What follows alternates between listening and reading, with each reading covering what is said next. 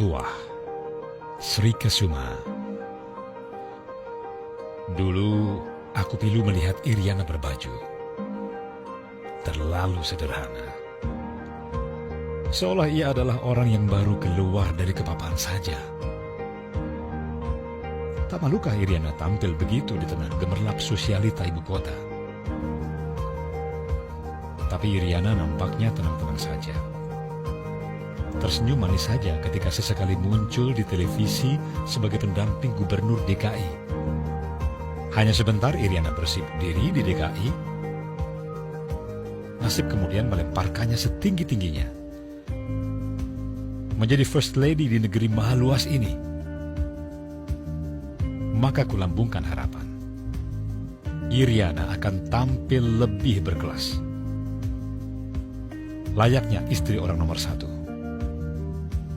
Ku berharap Iriana mampu menjadikan Mbak Anissa Pohan, calon First Lady Indonesia masa depan itu, sebagai benchmark bagaimana cara tampil memukau di depan rakyat, layaknya bangsawan kelas dunia. Tapi Iriana masih saja begitu, tampil bersahaja, apa adanya. Pelitkah lakinya ke Iriana, sehingga Iriana tak ada uang untuk menggelapkan diri? Aku jadi menduga-duga. Karena banyak juga kan, laki yang maha pelit ke istri, tapi maha royal ke anak. Maka ku amati penampilan anak-anaknya di media dari waktu ke waktu. Waduh, tak kalah nestapa dengan ibunya. Bagaikan rakyat kebanyakan saja. Begitu bersahaja. Hanya yang bontot, yang agak sedikit peduli penampilan. Itu pun masih belum bisa disebut maksimal. Rupanya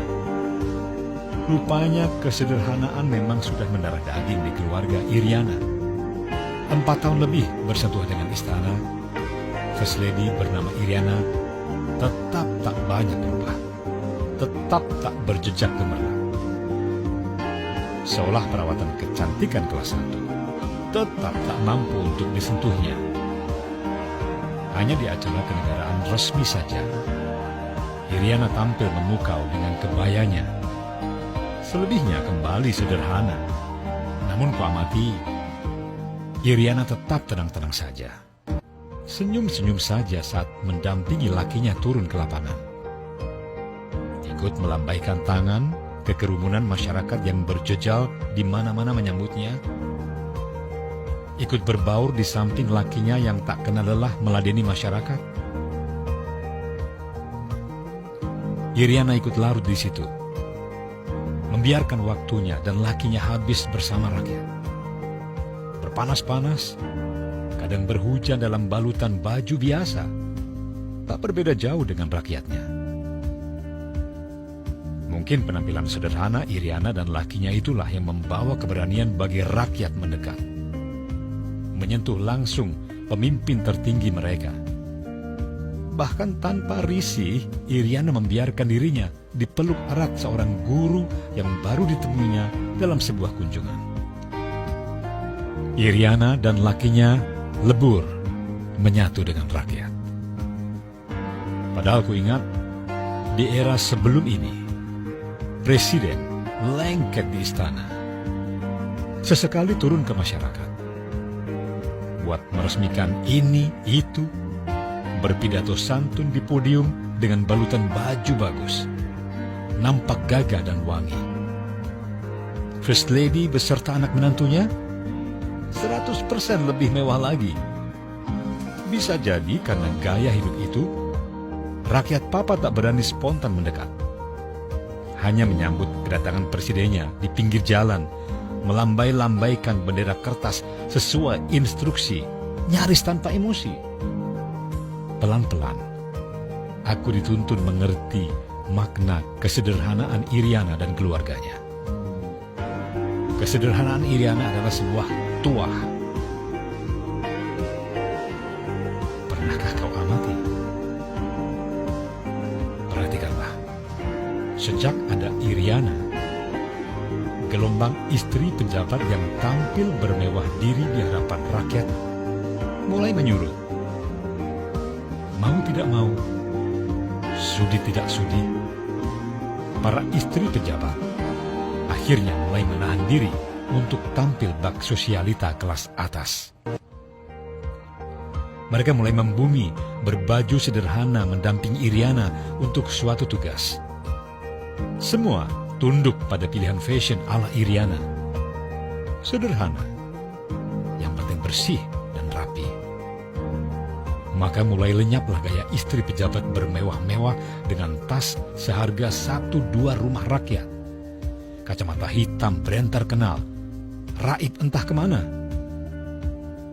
Kini di samping Iriana, mereka tampil bersahaja saja, layaknya baju pendamping pelayan rakyat.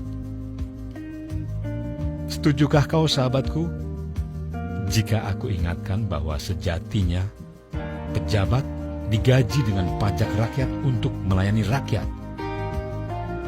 Istri hanya pendamping dari pelayan rakyat tersebut.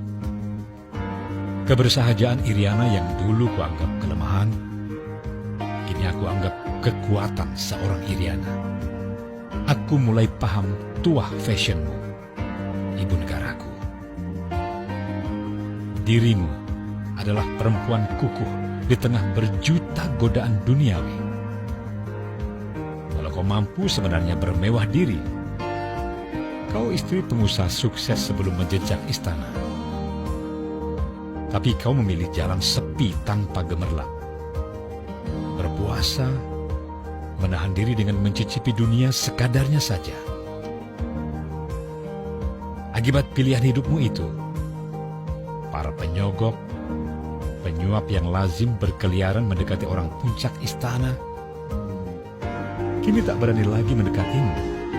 Itulah tuahmu.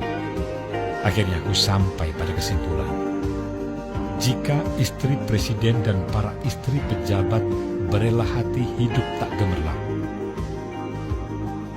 pertanda negeri ini akan selamat. Sependapatkah kita? Kalau kau kurang yakin akan kataku itu, periksalah kisah hidup Imelda Marcos dan Rosmah Mansor, istri mantan Perdana Menteri Malaysia. Laki dua wanita yang bergelimang hidup mewah itu akhirnya sama-sama mendapat cap paling nista: maling duit rakyat, koruptor. Dan gaya mewah si istri menjadi bulian di media massa. Maka, salam hormat untukmu, ibu negaraku, pada pilihan hidupmu itu. Hatiku bertekuk lutut. Iriana, ibu negara kita.